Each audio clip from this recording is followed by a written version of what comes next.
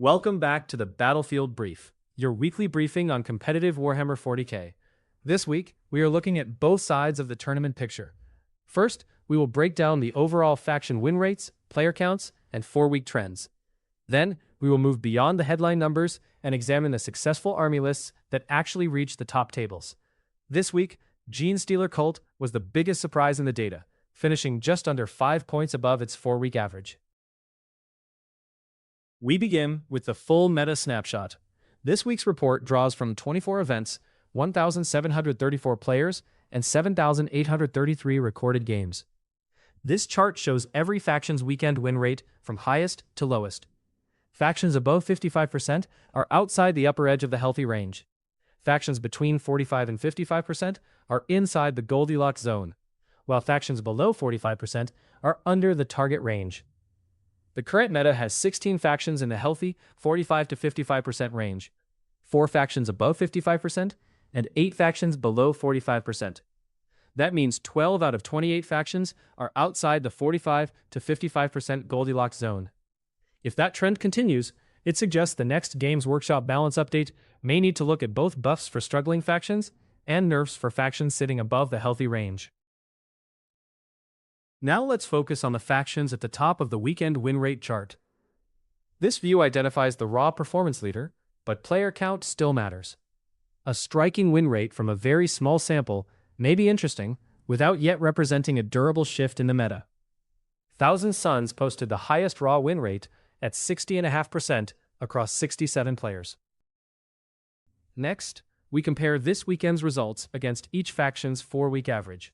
This chart highlights the armies that performed better than their recent trend would have predicted. The biggest overperformer was Genestealer Cult. They came in at 51% this weekend, compared to a 4-week average of just over 46%. That is just under 5 points above their recent average. A sleeper faction to watch is Space Wolves. They finished at just under 52% with 40 players, and they were just over 4 points above their 4-week average. That is the kind of result that may become more important if it repeats next week. On the other side of the comparison, this chart shows the factions that fell furthest below their recent 4-week performance. A single poor weekend may be noise, but a large decline supported by meaningful player volume deserves attention. The biggest underperformer was Adeptus Mechanicus. They finished at 33.5% this weekend, compared to a 4-week average of just under 44%. That is just over 10 points below their recent average. Now we reach the trend watch. This chart places the weekend win rate next to the 4-week average. That helps separate a short-term spike from a result that is supported by recent performance and meaningful player volume.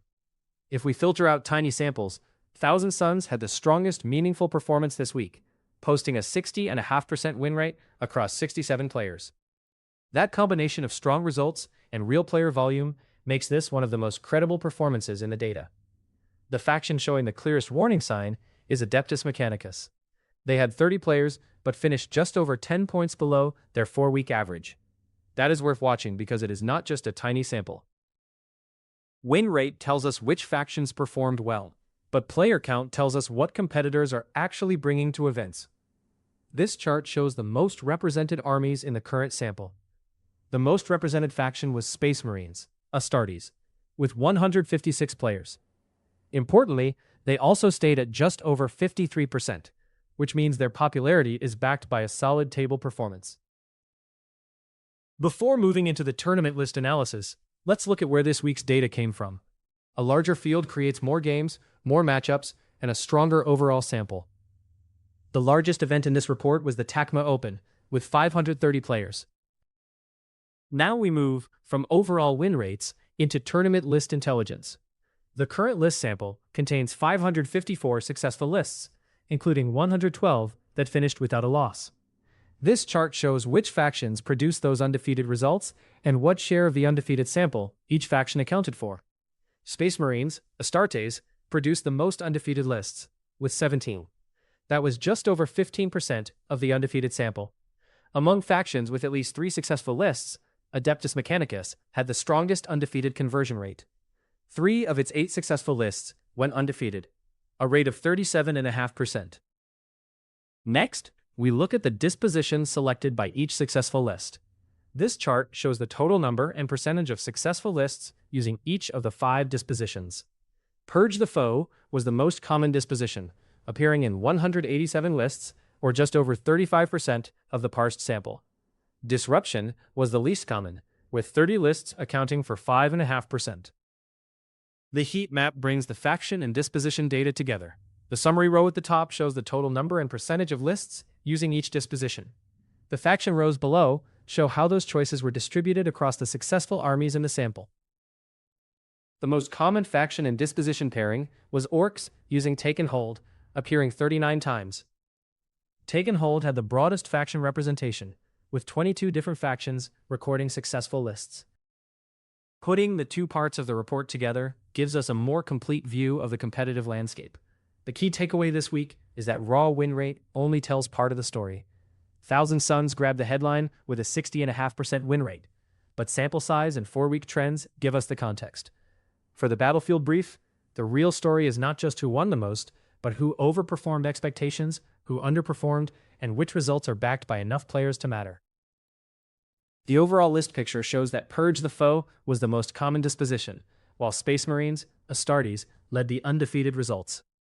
The combination data also points to Orcs with Take and Hold as the most frequently represented pairing. Key takeaway this week, keep an eye on Space Wolves as a possible rising faction, and watch Adeptus Mechanicus to see whether this week's drop is just noise or the start of a real decline. That concludes this week's Battlefield Brief.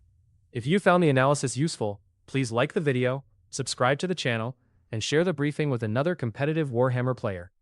Thanks for watching, and we will see you in the next Battlefield Brief.